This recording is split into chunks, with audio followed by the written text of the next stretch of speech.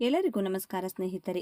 ಆತ್ಮೀಯ ವೃಶ್ಚಿಕ ರಾಶಿಯವರೇ, ನೀವು ಕೇವಲ ಹರಿಯುವ ನದಿಯಲ್ಲ, ಆ ನದಿಯ ಆಳದಲ್ಲಿ ಮಲಗಿರುವ ಜ್ವಾಲಾಮುಖಿ. ನೀವು ಹೊರಗಿನ ಜಗತ್ತಿಗೆ ತುಂಬ ಶಾಂತವಾಗಿ ಮೌನವಾಗಿ ಕಾಣಿಸಬಹುದು, ಆದರೆ ನಿಮ್ಮ ಮನಸ್ಸಿನೊಳಗೆ ನಡೆಯುವ ಯುದ್ಧ, ನೀವು ಅನುಭವಿಸುವ ತಲ್ಲಣಗಳು ಆ ದೇವರಿಗೆ ಮತ್ತು ನಿಮಗೆ ಮಾತ್ರ ಗೊತ್ತು. ಕಳೆದ ಕೆಲವು ವರ್ಷಗಳನ್ನೊಮ್ಮೆ ತಿರುಗಿ ನೋಡಿ.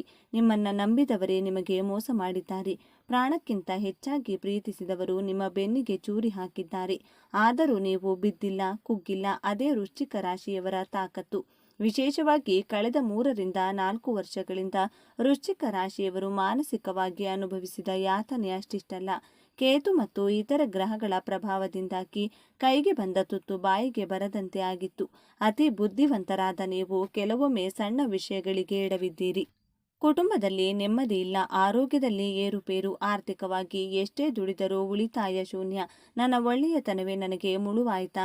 ನಾನು ಯಾರಿಗೂ ಕೆಟ್ಟದ್ದನ್ನ ಬಯಸದಿದ್ದರೂ ನನಗೇಕೆ ಇಷ್ಟು ಕಷ್ಟ ಎಂದು ಕತ್ತಲಲ್ಲಿ ಕಣ್ಣೀರು ಹಾಕಿದ ರಾತ್ರಿಗಳು ನಿಮಗೆ ಮಾತ್ರ ಗೊತ್ತು. ಆದರೆ ವೃಶ್ಚಿಕ ರಾಶಿಯವರೇ, ಕಣ್ಣೀರು ಒರೆಸಿಕೊಳ್ಳಿ. ಕತ್ತಲ ರಾತ್ರಿ ಕಳೆದು ಸೂರ್ಯ ಉದಯಿಸುವ ಸಮಯ ಬಂದಿದೆ. ವೃಶ್ಚಿಕ ರಾಶಿಯವರ ಪಾಲಿಗೆ ಅಧಿಕಾರ ಮತ್ತು ಯಶಸ್ಸಿನ ವರ್ಷವಾಗಲಿದೆ. ನಿಮ್ಮ ರಾಶ್ಯಾಧಿಪತಿ ಕುಜ ಮತ್ತು ಗ್ರಹಗಳ ಬದಲಾವಣೆ ನಿಮಗೆ ರಾಜಯೋಗದ ಫಲ ನೀಡಲು ಕಾಯುತ್ತಿವೆ. ಇಷ್ಟು ದಿನ ನಿಮ್ಮನ್ನ ತಾತ್ಸಾರದಿಂದ ನೋಡಿದವರು ಈಗ ನಿಮ್ಮ ಏಳಿಗೆಯನ್ನ ನೋಡಿ ಅಸೂಯೆ ಪಡುವ ಕಾಲ ಬರಲಿದೆ. ಆದರೆ ಈ ಯಶಸ್ಸು, ಈ ಸಂಪತ್ತು ನಿಮಗೆ ಸುಲಭವಾಗಿ ಒಲಿಯುವುದಿಲ್ಲ. ಅದಕ್ಕಾಗಿ ನೀವು ಜ್ಯೋತಿಷ್ಯ ಶಾಸ್ತ್ರದ ಗರ್ಭದಲ್ಲಿ ಅಡಗಿರುವ ನಿಮ್ಮ ರಾಶಿಗೆಂದೇ ವಿಶೇಷವಾಗಿರುವ ಈ 5 ಮಹಾರಹಸ್ಯ ಸೂತ್ರಗಳನ್ನು ಪಾಲಿಸಲೇಬೇಕು. ಈ ವಿಡಿಯೋದಲ್ಲಿ ನಾನು ಹೇಳುವ ಪ್ರತಿಯೊಂದು ಮಾತು ಕೂಡ ನಿಮ್ಮ ಭವಿಷ್ಯದ ದಿಕ್ಸೂಚಿ. ದಯವಿಟ್ಟು ಒಂದೇ ಒಂದು ಸೆಕೆಂಡ್ ಕೂಡ ಸ್ಕಿಪ್ ಮಾಡಬೇಡಿ. ಯಾಕಂದ್ರೆ ಇದರಲ್ಲಿರುವ ಒಂದು ಮಾಹಿತಿ ಮಿಸ್ ಆದರೂ ಬಂಗಾರದಂಥ ಅವಕಾಶ ಕೈತಪ್ಪಿ ಹೋಗಬಹುದು. ಮುಂದೆ ಹೋಗೋದಕ್ಕೂ ಮುನ್ನ ಒಂದು ಸಣ್ಣ ವಿನಂತಿ. ಜ್ಞಾನ ಮತ್ತು ಪರಿಹಾರಗಳನ್ನು ಹಂಚುವ ಈ ಪುಣ್ಯದ ಕೆಲಸಕ್ಕೆ ನಿಮ್ಮದೊಂದು ಬೆಂಬಲ ಬೇಕು. ನೀವು ನೀಡುವ ಪ್ರೋತ್ಸಾಹವೇ ನಮಗೆ ಶ್ರೀರಕ್ಷೆ. ದಯವಿಟ್ಟು ಈಗಲೇ ನಮ್ಮ ಚಾನೆಲ್ ಸಬ್ಸ್ಕ್ರೈಬ್ ಮಾಡಿ ಮತ್ತು ಪಕ್ಕದಲ್ಲಿರುವ ಬೆಲ್ ಐಕಾನ್ ಒತ್ತಿ. ಇದರಿಂದ ನಮ್ಮ ಮುಂದಿನ ದೈವಿಕ ರಹಸ್ಯಗಳು ನೇರವಾಗಿ ನಿಮ್ಮನ್ನ ತಲುಪುತ್ತವೆ. ಎಲ್ಲರೂ ಭಕ್ತಿಯಿಂದ ಜೈ ಗುರುದೇವ ಅಂತ ಕಮೆಂಟ್ ಮಾಡಿ.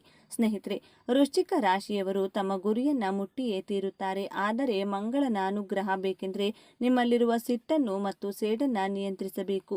ಹಾಗಾದ್ರೆ ಬನ್ನಿ, ನಿಮ್ಮ ದಾರಿದ್ರ್ಯವನ್ನ ಸುಟ್ಟು ನಿಮ್ಮನ್ನ ವಿಜಯಶಾಲಿಯಾಗಿಸುವ ಆ 5 ಭಯಾನಕ ರಹಸ್ಯಗಳು ಯಾವುವು ಅಂತ ನೋಡೋಣ.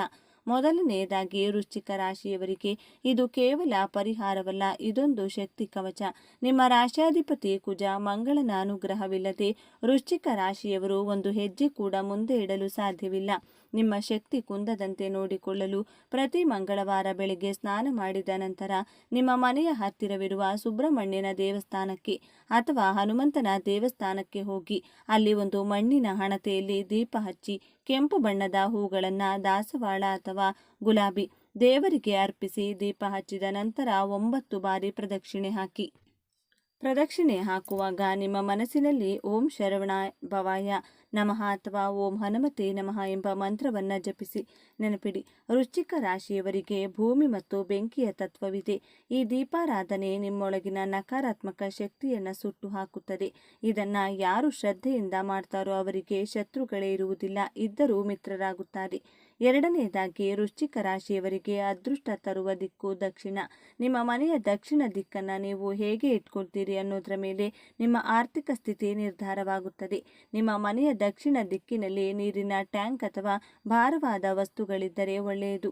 ಆದರೆ ಅಲ್ಲಿ ಕಸ, ಧೂಳು ಇರದಂತೆ ನೋಡಿಕೊಳ್ಳಿ. ಮುಖ್ಯವಾಗಿ ಅಲ್ಲಿ ನಿಮ್ಮ ಮನೆಯ ದಕ್ಷಿಣದ ಗೋಡೆಗೆ ಕೆಂಪು ಬಣ್ಣದ ಫೋಟೋ ಫ್ರೇಮ್ ಅಥವಾ ಕೆಂಪು ಬಣ್ಣದ ಹೂವಿನ ಚಿತ್ರವನ್ನ ಹಾಕಿ. ಇದು ಕುಜನ ಶಕ್ತಿಯನ್ನ ಆಕರ್ಷಿಸುತ್ತದೆ ಮತ್ತು ಸಾಲದ ಬಾಧೆಯನ್ನ ಕಡಿಮೆ ಮಾಡುತ್ತದೆ. ಮತ್ತೊಂದು ಮುಖ್ಯವಾದ ವಿಚಾರ, ವೃಶ್ಚಿಕ ರಾಶಿಯವರು ತಾಮ್ರದ ಉಂಗುರ ಅಥವಾ ಹವಳದ ಉಂಗುರ ಧರಿಸುವುದು ಬಹಳ ಶ್ರೇಷ್ಠ. ಆದರೆ ಹವಳ ಧರಿಸುವ ಮುನ್ನ ನಿಮ್ಮ ಹತ್ತಿರದ ಜ್ಯೋತಿಷಿಗಳ ಸಲಹೆ ಪಡೆಯಿರಿ. ಕನಿಷ್ಠ ಪಕ್ಷ ಒಂದು ಶುದ್ಧವಾದ ತಾಮ್ರದ ಉಂಗುರವನ್ನ ಅನಾಮಿಕ ಬೆರಳಿಗೆ ಮಂಗಳವಾರದಂದು ಧರಿಸಿ. ತಾಮ್ರವು ರಕ್ತ ಶುದ್ಧಿಯನ್ನ ಮಾಡುವುದಲ್ಲದೆ ನಿಮ್ಮ ಮನಸ್ಸಿನ ಚಂಚಲತೆಯನ್ನ ನಿವಾರಿಸುತ್ತದೆ. ಮೂರನೆಯದಾಗಿ ಸ್ನೇಹಿತರೆ, ನಿಮ್ಮ ಕುಟುಂಬದಲ್ಲಿ ಸಂತೋಷ ತುಂಬಿರಲಿ, ಒಡಹುಟ್ಟಿದವರ ಜೊತೆಗಿನ ಸಂಬಂಧ ಚೆನ್ನಾಗಿರಲು ರಕ್ತದಾನ ಅಥವಾ ಅನ್ನದಾನ ಮಹತ್ವದ ಪಾತ್ರ ವಹಿಸುತ್ತದೆ. ಕುಜಗ್ರಹವು ರಕ್ತಕ್ಕೆ ಕಾರಕ. ಸಾಧ್ಯವಾದರೆ ವರ್ಷಕ್ಕೆ ಒಮ್ಮೆ ಆದರೂ ರಕ್ತದಾನ ಮಾಡಿ. ಆರೋಗ್ಯವಿದ್ದರೆ ಮಾತ್ರ. ಇಲ್ಲದಿದ್ದರೆ ಪ್ರತಿ ಮಂಗಳವಾರ ಕೆಂಪು ಬಣ್ಣದ ಹಣ್ಣುಗಳನ್ನು, ದಾಳಿಂಬೆ, ಸೇಬು ಅಥವಾ ತೊಗರಿ ಬೇಳೆಯನ್ನು ಬಡವರಿಗೆ ದಾನ ಮಾಡಿ. ನಾನು ಗ್ಯಾರಂಟಿ ಕೊಡ್ತೀನಿ, ನೀವು ನೀಡುವ ಒಂದು ಸೇಬು ಹಣ್ಣು ನಿಮ್ಮ ದೊಡ್ಡ ಆಪತ್ತನ್ನು ತಡೆಯಬಲ್ಲದು. ವೃಶ್ಚಿಕ ರಾಶಿಯವರು ದಾನ ಧರ್ಮದಲ್ಲಿ ಎತ್ತಿದ ಕೈ. ಆದರೆ ಸರಿಯಾಗಿ ವಸ್ತುವನ್ನು ದಾನ ಮಾಡಿದರೆ ಮಾತ್ರ ಪೂರ್ಣ ಫಲ ಸಿಗುವುದು. ದಯವಿಟ್ಟು ಈ ಕೂಡಲೇ ಕಮೆಂಟ್ ಬಾಕ್ಸ್ನಲ್ಲಿ ಎಲ್ಲರೂ ಭಕ್ತಿಯಿಂದ ಓಂ ಸುಬ್ರಹ್ಮಣ್ಯಾಯ ನಮಃ ಅಂತ ಬರೆಯಿರಿ. ನಿಮ್ಮ ಪ್ರಾರ್ಥನೆ ನೇರವಾಗಿ ಆ ದೇವರನ್ನ ತಲುಪಲಿ. 4ನೇ ರಹಸ್ಯ. ವೃಶ್ಚಿಕ ರಾಶಿಯವರಿಗೆ ಇರುವ ದೊಡ್ಡ ಶತ್ರುವೇ ಕೋಪ ಮತ್ತು ಆತುರ. ನೀವು ನಿರ್ಧಾರಗಳನ್ನು ತೆಗೆದುಕೊಳ್ಳುವಾಗ ಭಾವಾವೇಶಕ್ಕೆ ಒಳಗಾಗುತ್ತೀರಿ. ನೀವು ಮಾಡಬಾರದ ತಪ್ಪು ಇದೆ. ಇದಕ್ಕೆ ರಾಮಬಾಣ ಎಂದರೆ ಧ್ಯಾನ ಮತ್ತು ಮೌನ. ಪ್ರತಿದಿನ ಬೆಳಿಗ್ಗೆ ಎದ್ದ ತಕ್ಷಣ ಭೂಮಿ ತಾಯಿಗೆ ನಮಸ್ಕರಿಸಿ. ನಂತರ 5 ನಿಮಿಷಗಳ ಕಾಲ ಕಣ್ಮುಚ್ಚಿ ನಿಮ್ಮ ಇಷ್ಟ ದೇವರನ್ನ ಧ್ಯಾನಿಸಿ. ವೃಶ್ಚಿಕ ರಾಶಿಯವರ ಅಂತಃಪ್ರಜ್ಞೆ ತುಂಬ ಶಕ್ತಿಯುತವಾದದ್ದು. ನೀವು ಧ್ಯಾನ ಮಾಡಿದಷ್ಟು ನಿಮ್ಮ ಭವಿಷ್ಯದ ದಾರಿ ಸ್ಪಷ್ಟವಾಗುತ್ತದೆ. ಯಾರಾದರೂ ನಿಮ್ಮನ್ನ ಪ್ರಚೋದಿಸಿದರೆ ತಕ್ಷಣ ಪ್ರತಿಕ್ರಿಯೆ ನೀಡಬೇಡಿ. 1 ಲೋಟ ನೀರು ಕುಡಿದು ಶಾಂತರಾಗಿ. ನಿಮ್ಮ ಸಹನೆಯೇ ನಿಮ್ಮ ಅಸ್ತ್ರವಾಗಲಿ. 5ನೇ ಮತ್ತು ಅಂತಿಮ ರಹಸ್ಯವೆಂದರೆ ವೃಶ್ಚಿಕ ಅಂದರೆ ರಹಸ್ಯ. ನಿಮ್ಮ ಬಲವೇ ನಿಮ್ಮ ಗೌಪ್ಯತೆ. ಕುಂಭರಾಶಿಯವರಿಗಿಂತಲೂ ಹೆಚ್ಚು ರಹಸ್ಯ ಕಾಪಾಡುವವರು ನೀವು. ಆದರೆ ಕೆಲವೊಮ್ಮೆ ಭಾವನೆಗಳ ಭರದಲ್ಲಿ ನಿಮ್ಮ ನೋವನ್ನು, ನಿಮ್ಮ ಮುಂದಿನ ಪ್ಲಾನ್ಗಳನ್ನು ಬೇರೆಯವರ ಮುಂದೆ ಹೇಳಿಕೊಂಡು ಬಿಡುತ್ತೀರಿ. ಇದನ್ನು ಸಂಪೂರ್ಣವಾಗಿ ನಿಲ್ಲಿಸಿ. ನಿಮ್ಮ ಮುಂದಿನ ನಡೆ ಏನು? ನೀವು ಯಾವ ಬಿಸ್ನೆಸ್ ಶುರು ಮಾಡ್ತಿದ್ದೀರಿ? ನಿಮಗೆ ದುಡ್ಡು ಎಲ್ಲಿಂದ ಬರ್ತಿದೆ? ಈ ವಿಷಯಗಳು ನಿಮ್ಮ ನೆರಳಿಗೂ ಕೂಡ ಗೊತ್ತಾಗಬಾರದು. ಹಾವು ತನ್ನ ಹುತ್ತದಲ್ಲಿ ಎಷ್ಟು ಸುರಕ್ಷಿತವಾಗಿರುತ್ತದೆಯೋ ನಿಮ್ಮ ವಿಚಾರಗಳು ನಿಮ್ಮ ಮನಸ್ಸಿನಲ್ಲೇ ಇರಲಿ. ನೀವು ಯಾವಾಗ ನಿಮ್ಮ ಗುಟ್ಟನ್ನು ರಟ್ಟು ಮಾಡುತ್ತೀರೋ ಆಗಲೇ ದೃಷ್ಟಿದೋಷ ತಗುಲುವ ಸಾಧ್ಯತೆ ಇರುತ್ತದೆ. ಮಾತು ಬೆಳ್ಳಿ, ಮೌನ ಬಂಗಾರ ಎಂಬ ಗಾದೆ ವೃಶ್ಚಿಕ ರಾಶಿಯವರಿಗೆ ಅಕ್ಷರಶಃ ಸತ್ಯವಾಗಲಿದೆ. ಸ್ನೇಹಿತರೆ, ವೃಶ್ಚಿಕ ರಾಶಿಯವರೇ, ನಿಮ್ಮ ಸಾಮರ್ಥ್ಯವನ್ನು ಜಗತ್ತಿಗೆ ತೋರಿಸುವ ವರ್ಷ. ಇಷ್ಟು ದಿನ ನೀವು ಅನುಭವಿಸಿದ ನೋವುಗಳಿಗೆ, ಕಣ್ಣೀರಿಗೆ ಬೆಲೆ ಸಿಗುವ ಸಮಯ ಬಂದಿದೆ. ನೀವು ಸೋಲುವವರಲ್ಲ, ಸೋತು ಗೆಲ್ಲುವವರು. ಕುಜದೇವ ನಿಮ್ಮ ರಕ್ಷಕನಾಗಿದ್ದಾನೆ. ಸುಬ್ರಹ್ಮಣ್ಯ ಸ್ವಾಮಿ ನಿಮ್ಮ ಮಾರ್ಗದರ್ಶಕರಾಗಿದ್ದಾರೆ. ಈಗ ನೀವು ಮಾಡಬೇಕಾಗಿರುವುದು ಇಷ್ಟೇ. ಗತಕಾಲದ ಕಹಿ ಘಟನೆಗಳನ್ನು ಮರೆತು ಬಿಡಿ. ದ್ವೇಷ ಸಾಧಿಸುವುದರಿಂದ ನಿಮ್ಮ ಶಕ್ತಿಯೇ ಹಾಳಾಗುತ್ತದೆ ವಿನಃ ಬೇರೆಯವರಿಗಲ್ಲ. ಕ್ಷಮಿಸುವ ಗುಣವನ್ನು ಬೆಳೆಸಿಕೊಳ್ಳಿ. ಧರ್ಮದ ದಾರಿಯಲ್ಲಿ ನಡೆಯಿರಿ ಮತ್ತು ಮೇಲೆ ಹೇಳಿದ ಈ 5 ರಹಸ್ಯಗಳನ್ನು ಚಾಚು ತಪ್ಪದೆ ಪಾಲಿಸಿ. ನಿಮ್ಮನ್ನ ತುಳಿಯಲು ಬಂದವರೇ ನಿಮ್ಮ ಕಾಲಡಿಯಲ್ಲಿ ಬೀಳುವ ದಿನ ದೂರವಿಲ್ಲ. ಇಷ್ಟೆಲ್ಲ ಆಳವಾದ ಮತ್ತು ರಹಸ್ಯವಾದ ಮಾಹಿತಿಯನ್ನು ನಿಮ್ಮ ಏಳಿಗೆಗಾಗಿಯೇ ಹುಡುಕಿ ತಂದಿದ್ದೇನೆ. ನಮಗೂ ನಿಮಗೂ ಇರುವ ಈ ಆತ್ಮೀಯ ಸಂಬಂಧ ಹೀಗೆ ಮುಂದುವರಿಯಲಿ. ಈ ವಿಡಿಯೋದಲ್ಲಿರೋ ಮಾಹಿತಿ ನಿಮಗೆ ಇಷ್ಟವಾಗಿದ್ದರೆ ದಯವಿಟ್ಟು ಲೈಕ್ ಮಾಡಿ. ನಿಮ್ಮ ವೃಶ್ಚಿಕ ರಾಶಿಯ ಸ್ನೇಹಿತರಿಗೆ, ಬಂಧುಗಳಿಗೆ ವಾಟ್ಸಪ್ನಲ್ಲಿ ಶೇರ್ ಮಾಡಿ. ಒಳ್ಳೆಯದನ್ನು ಹಂಚಿದರೆ ನಿಮಗೂ ಒಳ್ಳೆಯದೇ ಆಗುತ್ತದೆ. ವಿಡಿಯೋ ಮುಗಿಸುವುದಕ್ಕೂ ಮುನ್ನ ನಿಮ್ಮ ಜೀವನದ ಗೆಲುವಿನ ಸಂಕಲ್ಪವಾಗಿ ನಿಮ್ಮ ಆತ್ಮವಿಶ್ವಾಸವನ್ನು ಹೆಚ್ಚಿಸಲು ಕಮೆಂಟ್ ಬಾಕ್ಸ್ನಲ್ಲಿ ಜೋರಾಗಿ ಜೈ ಶ್ರೀರಾಮ್ ಅಂತ, ಜೈ ಹನುಮಾನ್ ಅಂತ ಬರೆಯಿರಿ. ಹಾಗೆಯೇ ಮುಂದಿನ ವಿಡಿಯೋದಲ್ಲಿ ಯಾವ ರಾಶಿಯ ಅಥವಾ ಯಾವ ಸಮಸ್ಯೆಯ ಬಗ್ಗೆ ಮಾಹಿತಿ ಬೇಕು ಅನ್ನೋದನ್ನು ಕಮೆಂಟ್ ಮಾಡಿ ತಿಳಿಸಿ. ಧೈರ್ಯವಾಗಿ ಮುನ್ನಡೆಯಿರಿ. ಜಯ ನಿಮ್ಮದೇ. ಸರ್ವೇ ಜನ ಸುಖಿನೋ ಭವಂತು. ಈ ವಿಡಿಯೋದಲ್ಲಿ ಧನಸ್ಸು ರಾಶಿಯವರಿಗೆ ದೇವರು ಯಾವೆಲ್ಲ ಒಳ್ಳೆಯ ಉತ್ತಮವಾದ ಅದೃಷ್ಟ ವರಗಳನ್ನು ಕರುಣಿಸಲಿದ್ದಾನೆ ಎನ್ನುವುದನ್ನು ಈ ವಿಡಿಯೋ ಮುಖಾಂತರ ಮಾಹಿತಿಯನ್ನು ತಿಳಿದುಕೊಳ್ಳೋಣ ಬನ್ನಿ. ಧನಸ್ಸು ರಾಶಿಯವರಿಗೆ ದೇವರು ಕೊಟ್ಟಿರುವಂತಹ ಅದೃಷ್ಟ ಹಾಗೂ ಉತ್ತಮವಾದ ವರಗಳು ಯಾವುವು? ಭಗವಂತನು ಈ ರಾಶಿಯವರಿಗೆ ಕೊಟ್ಟಿರುವ ಯೋಗ ಫಲ ಯಾವೆಲ್ಲ ಇವೆ? ಧನಸ್ಸು ರಾಶಿಯವರ ಗುಣ ಸ್ವಭಾವ ಹೇಗಿರುತ್ತದೆ? ಧನಸ್ಸು ರಾಶಿಯವರಿಗೆ ಯಾವೆಲ್ಲ ಲಾಭಗಳು ಇವರ ಜೀವನದಲ್ಲಿ ಕಾಣಸಿಗುತ್ತವೆ? ಧನಸ್ಸು ರಾಶಿಯವರ ಹಣಕಾಸಿನ ವಿಚಾರದಲ್ಲಿ ಹೇಗೆಲ್ಲ ಜವಾಬ್ದಾರಿ ನಿಭಾಯಿಸುತ್ತಾರೆ? ಧನಸ್ಸು ರಾಶಿಯವರಿಗೆ ವಿದ್ಯಾಭ್ಯಾಸದಲ್ಲಿ ಇವರ ಯೋಗ ಹೇಗಿರುತ್ತದೆ? ಧನಸ್ಸು ರಾಶಿಯವರು ತನ್ನ ಕುಟುಂಬದ ಜವಾಬ್ದಾರಿಯನ್ನು ಹೇಗೆಲ್ಲ ನಿಭಾಯಿಸಿಕೊಂಡು ಹೋಗುತ್ತಾರೆ? ಧನಸ್ಸು ರಾಶಿಯವರ ಮುಂದಿನ ಜೀವನವನ್ನು ಹೇಗೆಲ್ಲ ನಡೆಸುತ್ತಾರೆ? ಈ ಎಲ್ಲ ಮಾಹಿತಿಗಳನ್ನು ಸಂಪೂರ್ಣವಾಗಿ ತಿಳಿದುಕೊಳ್ಳೋಣ. ಈ ವಿಡಿಯೋವನ್ನು ಯಾವುದೇ ಕಾರಣಕ್ಕೂ ಸ್ಕಿಪ್ ಮಾಡದೆ ಸಂಪೂರ್ಣವಾಗಿ ಮಾಹಿತಿಯನ್ನು ನೋಡಿದರೆ ಮಾತ್ರ ನಿಮಗೆ ಅರ್ಥವಾಗುತ್ತದೆ. ಅದಕ್ಕೂ ಮೊದಲು ನೀವೇನಾದರೂ ಧನಸ್ಸು ರಾಶಿಯವರಾಗಿದ್ದೆ ಜ್ಯೋತಿಷ್ಯ ಶಾಸ್ತ್ರ ಹಾಗೂ ದೇವರನ್ನು ನಂಬುವವರಾದರೆ ಈ ವಿಡಿಯೋವನ್ನು ಈಗಲೇ ಲೈಕ್ ಮಾಡಿ ಮತ್ತು ತಪ್ಪದೆ ನಮ್ಮ ಚಾನಲ್ಗೆ ಈಗಲೇ ಸಬ್ಸ್ಕ್ರೈಬ್ ಮಾಡಿಕೊಳ್ಳಿ. ಧನಸ್ಸು ರಾಶಿಯವರಿಗೆ ಆ ಭಗವಂತನು ಕೊಟ್ಟಿರುವಂಥ ಅದೃಷ್ಟ ಹಾಗೂ ಮಂಗಳಕರವಾದ ವರಗಳ ಬಗ್ಗೆ ತಿಳಿದುಕೊಳ್ಳೋಣ. ಧನಸ್ಸು ರಾಶಿಯವರು ತುಂಬಾ ದುಡಿಮೆ ಮಾಡ್ತಾರೆ ಅಂತಾನೆ ಹೇಳ್ಬೋದು. ವಿಶ್ರಾಂತಿ ಪಡೆಯದೆ ಇವರಿಂದ ಆಗುವಷ್ಟು ಕಠಿಣವಾದ ಕೆಲಸಗಳನ್ನು ಮಾಡಿಕೊಂಡು ಹೋಗ್ತಾ ಇರ್ತಾರೆ. ಈ ಧನಸ್ಸು ರಾಶಿಯವರು ತುಂಬ ಶ್ರಮಜೀವಿಗಳು. ಹಿಡಿದ ಕೆಲಸವನ್ನು ಮಾಡದೆ ಬಿಡುವುದಿಲ್ಲ, ಅಷ್ಟು ಶ್ರಮವನ್ನು ಪಡುತ್ತಾರೆ. ಈ ರಾಶಿಯವರು ಕೆಲಸ ಯಾವುದೇ ಇರಲಿ, ಎಷ್ಟೇ ಕಷ್ಟಕರವಾಗಿರಲಿ, ಅವೆಲ್ಲ ಕೆಲಸಗಳನ್ನು ಮಾಡಿ ಮುಗಿಸುತ್ತಾರೆ. ಈ ಧನಸ್ಸು ರಾಶಿಯವರು ಜೀವನ ಪರ್ಯಂತ ಹೇಗೆಲ್ಲ ಇರ್ತಾರೆ ಎಂದು ನೋಡೋದಾದರೆ, ಯಾವಾಗಲೂ ಸಹ ಕಷ್ಟವಾದ ಕೆಲಸಗಳನ್ನೇ ಮಾಡ್ತಾರೆ. ಅಂದರೆ ಕತ್ತೆಯ ಬೆನ್ನಿನ ಮೇಲೆ ತುಂಬ ಭಾರವಾದ ವಸ್ತುಗಳನ್ನು ಇರಿಸಿ ಹೇಗೆಲ್ಲ ಕೆಲಸ ಮಾಡಿಸ್ತಾರೋ ಅದೇ ರೀತಿಯಾಗಿ ಮಳೆ, ಗಾಳಿ, ಬಿಸಿಲು, ಚಳಿ ಇದ್ಯಾವುದನ್ನು ಲೆಕ್ಕಿಸದೆ ಕೆಲಸಗಳನ್ನು ಮಾಡ್ತಾ ಇರ್ತಾರೆ. ಅಷ್ಟು ಶ್ರಮವನ್ನು ಪಡುತ್ತಾರೆ. ಕಟ್ಕೊಂಡು ಯಾವಾಗಲೂ ಕೆಲಸ ಮಾಡ್ತಾನೆ ಇರ್ತಾರೆ. ಈ ಧನಸ್ಸು ರಾಶಿಯವರು ಯಾವಾಗಲೂ ತುಂಬಾ ಬ್ಯುಸಿ. ನಾವು ಯಾರಿಗಾದರೂ ಸುಮ್ಮನೆ ಮಾತಿಗೆ ಹೇಳ್ತೀವಲ್ಲ, ಏನಪ್ಪ ಫ್ರೀ ಇದೆಯಾ ಎಂದು, ಈ ಮಾತನ್ನು ಯಾರಾದರೂ ಧನಸ್ಸು ರಾಶಿಯವರಿಗೆ ಕೇಳಿದರೆ ಈ ರಾಶಿಯವರು ಹೇಳೋದೇನೆಂದರೆ ಫ್ರೀ ಇಲ್ಲ, ಬ್ಯುಸಿ ಇದ್ದೀನಿ ಎಂದು ಹೇಳ್ತಾರೆ. ಯಾವುದೇ ಸಮಯದಲ್ಲಿ ಕೇಳಿದರೂ ಸಹ ಇವರು ಬ್ಯುಸಿ ಎಂದೇ ಹೇಳ್ತಾರೆ. ಯಾವಾಗಲಾದರೂ ಕೇಳಿ ಧನಸ್ಸು ರಾಶಿಯವರನ್ನು ನಾನು ಬ್ಯುಸಿ ಇದ್ದೀನಿ ಎಂದೇ ಹೇಳುತ್ತಾರೆ. ಯಾಕಂದರೆ ಅಷ್ಟು ಕೆಲಸದ ಒತ್ತಡ ಇರುತ್ತೆ ಮತ್ತು ಅಷ್ಟೇ ಶ್ರಮವನ್ನು ಸಹ ಪಡುತ್ತಾರೆ. ಈ ಧನಸ್ಸು ರಾಶಿಯವರಿಗೆ ಸ್ವಲ್ಪ ಚುರುಕು ಸ್ವಭಾವ ಅನ್ನೋದು ಈ ರಾಶಿಯವರಿಗೆ ಜಾಸ್ತಿಯೇ ಇರುತ್ತೆ. ಚುರುಕು ಸ್ವಭಾವ ಅಂದರೆ ತುಂಬ ಬುದ್ಧಿವಂತರಾಗಿರುತ್ತಾರೆ. ಇಂಟೆಲಿಜೆಂಟ್, ಜೊತೆಗೆ ಇವರು ಎಲ್ಲದರಲ್ಲೂ ಇಂಟರ್ಫಿಯರ್ ಆಗಿರುತ್ತಾರೆ. ಈ ರಾಶಿಯವರು ಹೊಸದಾಗಿ ಏನಾದರೂ ಕೆಲಸ ಕಲಿಬೇಕು, ಕಲಿತ ಕೆಲಸವನ್ನು ಬೇರೆಯವರಿಗೂ ಸಹ ಹೇಳಿಕೊಡಬೇಕು, ಹೊಸ ಹೊಸ ವಿಚಾರಗಳನ್ನು ಪಡೆದು ಅದನ್ನು ಎಲ್ಲರಿಗೂ ತಿಳಿಸಬೇಕು ಎನ್ನುವಂಥ ಸ್ವಭಾವ ಈ ಧನಸ್ಸು ರಾಶಿಯವರಿಗಿರುತ್ತದೆ. ಆದ್ದರಿಂದ ಈ ರಾಶಿಯವರು ಚುರುಕು ಸ್ವಭಾವದವರು, ಜೊತೆಗೆ ಯಾವಾಗಲೂ ಸಹ ಆಕ್ಟಿವ್ ಆಗಿರುತ್ತಾರೆ. ಈ ಧನಸ್ಸು ರಾಶಿಯವರು ಯಾವುದೇ ಕೆಲಸದಲ್ಲಿಯೂ ಸಹ ಇವರು ಯಾವಾಗಲೂ ಆಕ್ಟಿವ್ ಆಗಿರ್ತಾರೆ. ಇನ್ನು ಧನಸ್ಸು ರಾಶಿಯವರು ಶಾರ್ಟ್ಕಟ್ ಆಗಿ ಯಾವುದೇ ಕೆಲಸವನ್ನು ಸಹ ಮಾಡುವುದಿಲ್ಲ. ತುಂಬ ಕಷ್ಟಪಟ್ಟು ಕೆಲಸ ಮಾಡ್ತಾರೆ. ಯಾವಾಗಲೂ ಸಹ ಬ್ಯುಸಿಯಾಗಿಯೇ ಇರ್ತಾರೆ. ಧನಸ್ಸು ರಾಶಿಯವರು ತುಂಬ ಯೋಚನೆ ಮಾಡಿ ಇದೇ ನಮಗೆ ಪ್ಲಸ್ ಪಾಯಿಂಟ್ ಎಂದು ತಿಳಿದು ಯಾವಾಗಲೂ ಸಹ ತುಂಬ ಕಷ್ಟಪಡೋಕೆ ಹೋಗ್ತಾ ಇರ್ತಾರೆ. ಶಾರ್ಟ್ಕಟ್ ಈಸಿಯಾಗಿ ಜಾಸ್ತಿ ಹಣ ಸಂಪಾದನೆ ಮಾಡಬೇಕು, ಆ ರೀತಿಯಾಗಿ ಕೆಲಸ ಮಾಡಬೇಕು ಎನ್ನುವುದು ಇವರಿಗೆ ಇಲ್ಲವೇ ಇಲ್ಲ. ನೀವು ಮೈಂಡ್ ಗೇಮ್ ಇಟ್ಕೊಂಡು ತುಂಬ ಕಷ್ಟಪಟ್ಟು ಕೆಲಸವನ್ನು ಮಾಡ್ತಾ ಇರ್ತೀರಾ ಎಂದೇ ಹೇಳ್ಬೋದು. ಇನ್ನು ಈ ಧನಸ್ಸು ರಾಶಿಯವರು ದಯೆ, ಕರುಣೆ ಮನೋಭಾವದವರಾಗಿರುತ್ತಾರೆ. ಹಾಗೆಯೇ ಇವರಿಗೆ ಕರುಣೆ ಸ್ವಭಾವ ಅನ್ನೋದು ಇವರಿಗೆ ಸ್ವಲ್ಪ ಜಾಸ್ತಿಯೇ ಇರುತ್ತೆ. ದಯೆ ಮನೋಭಾವ ಅಂತ ಹೇಳಿದರೆ ಯಾರಿಗಾದರೂ ಕಷ್ಟ ಅಂದರೆ ಸಾಕು ಇವರು ಕರಗಿ ಬಿಡುತ್ತಾರೆ, ಸಹಾಯವನ್ನು ಮಾಡಿಬಿಡ್ತಾರೆ. ಅಷ್ಟು ಒಳ್ಳೆಯ ಮನಸ್ಸಿನವರು ಈ ಧನಸ್ಸು ರಾಶಿಯವರು. ಧಾರ್ಮಿಕ ಪ್ರಜ್ಞೆ ಅನ್ನೋದು ಜಾಸ್ತಿ ಇರುತ್ತೆ. ಧಾರ್ಮಿಕ ಪ್ರಜ್ಞೆ ಅಂದರೆ ದೇವರು ಎಂದರೆ ತುಂಬ ಭಕ್ತಿ. ಅದರಿಂದ ಇವರು ದೇವರನ್ನು ಅತಿಯಾಗಿ ಜಾಸ್ತಿ ನಂಬುತ್ತಾರೆ. ಬೇರೆಯವರಿಗೆ ಯಾವುದೇ ಕಾರಣಕ್ಕೂ ಸಹ ಕೆಟ್ಟದ್ದನ್ನು ಬಯಸಲ್ಲ. ಈ ರಾಶಿಯವರು ಸಮಯ ಸಿಕ್ಕಿದಾಗಲೆಲ್ಲ ದೇವರ ಪೂಜೆ ಪುನಸ್ಕಾರ ಅಂತಾನೆ ಯೋಚನೆ ಮಾಡುತ್ತಿರುತ್ತಾರೆ. ದೇವರ ವಿಚಾರದಲ್ಲಿ ಅಷ್ಟು ನಂಬಿಕೆಯನ್ನು ಈ ಧನಸ್ಸು ರಾಶಿಯವರು ಇಟ್ಟುಕೊಂಡಿರುತ್ತಾರೆ. ಈ ಧನಸ್ಸು ರಾಶಿಯವರು ಬೇರೆಯವರಿಗೆ ಯಾವುದೇ ಕಾರಣಕ್ಕೂ ಸಹ ಮೋಸ ಅನ್ನೋದನ್ನು ಮಾಡುವುದೇ ಇಲ್ಲ.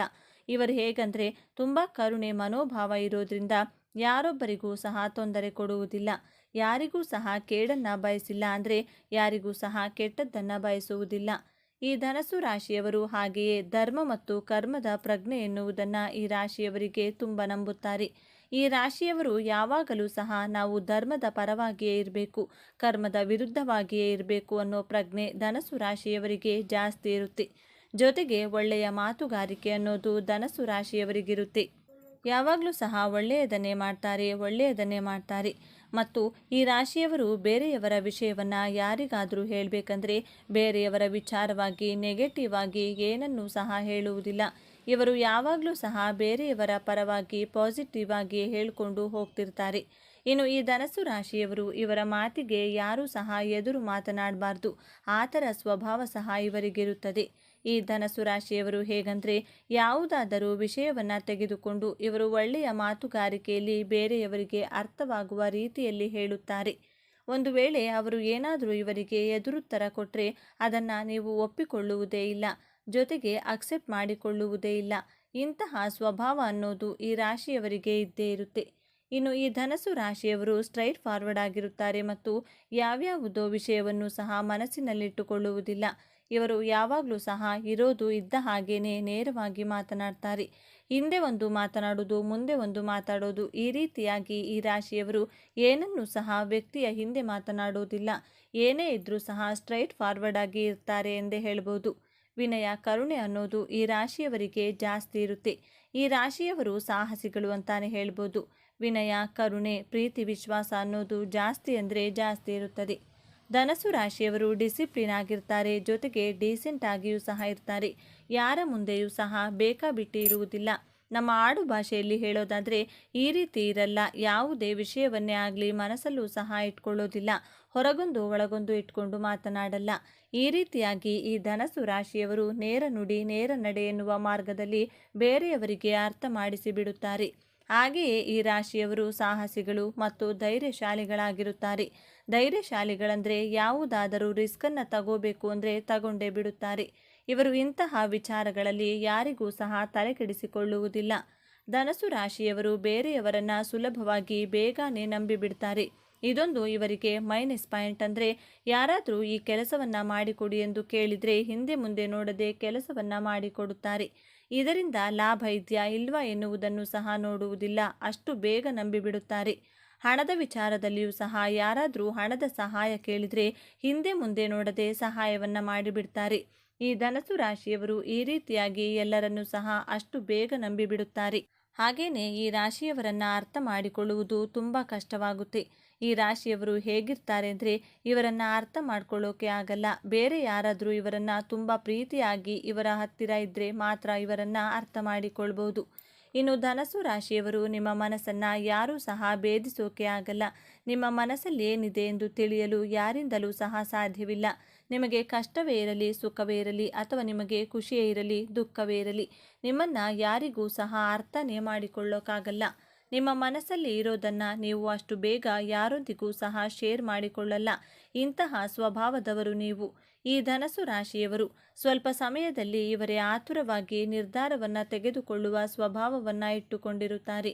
ಧನಸ್ಸು ರಾಶಿಯವರು ಏನು ಅಂದರೆ ಕೆಲವು ಸಮಯದಲ್ಲಿ ಇವರು ನಿಧಾನವಾಗಿ ಯೋಚನೆ ಮಾಡಿ ಯಾವುದೇ ನಿರ್ಧಾರವನ್ನು ತೆಗೆದುಕೊಳ್ಳುವುದಿಲ್ಲ. ಆತುರವಾಗಿ ತರಾತುರಿಯಲ್ಲಿ ಇವರು ನಿರ್ಧಾರವನ್ನು ತೆಗೆದು ಬಿಡುತ್ತಾರೆ.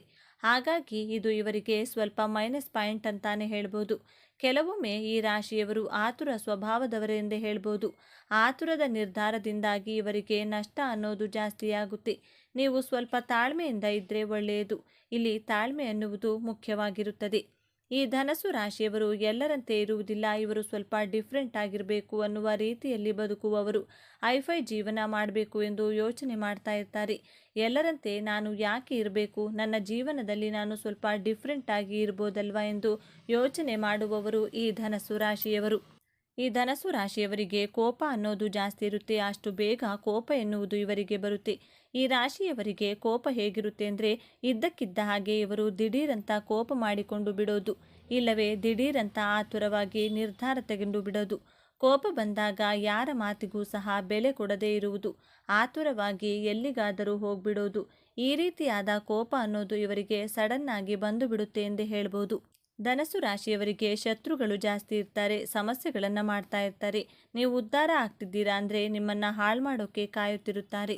ಆದರೆ ಶತ್ರುಗಳ ವಿರುದ್ಧವಾಗಿ ನಿಮಗೆ ಜಯ ಸಿಕ್ಕೇ ಸಿಗುತ್ತೆ ಎಂದು ಹೇಳ್ಬೋದು.